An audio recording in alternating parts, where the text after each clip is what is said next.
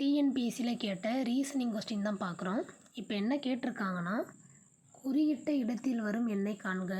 இங்கே இருக்கு இல்லையா கொஸ்டின் மார்க்கு, இங்கே என்ன வரும்னு சொல்லி கேட்டிருக்காங்க. இப்போது இந்த 4 5 ப்ளஸ் மைனஸ் ஸ்கொயர் க்யூப் இது போல் ஏதோ பண்ணியிருப்பாங்க. ஸோ இது போல் பண்ணி இங்கே ஆன்சர் போட்டிருக்காங்க. இப்போது இங்கே 1 2 இருக்கு இல்லையா, இந்த 1 2வை ஏதோ பண்ணதுனால தான் இங்கே 1 வந்திருக்கு. ஸோ ஏதோ ஒரு லாஜிக் இருக்குது, அதை தான் நம்ம பார்க்க போகிறோம். இப்போ என்ன பண்ணியிருக்காங்கன்னா,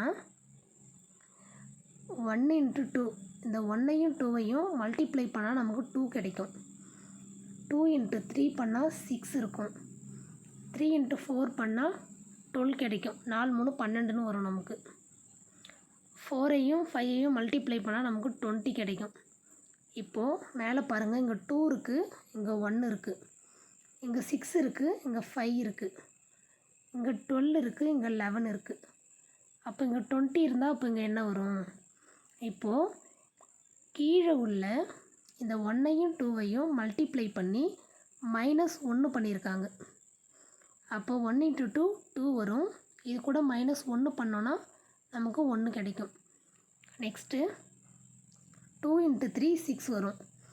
6 கூட -1 பண்ணும்போது நமக்கு 5 கிடைக்கும்.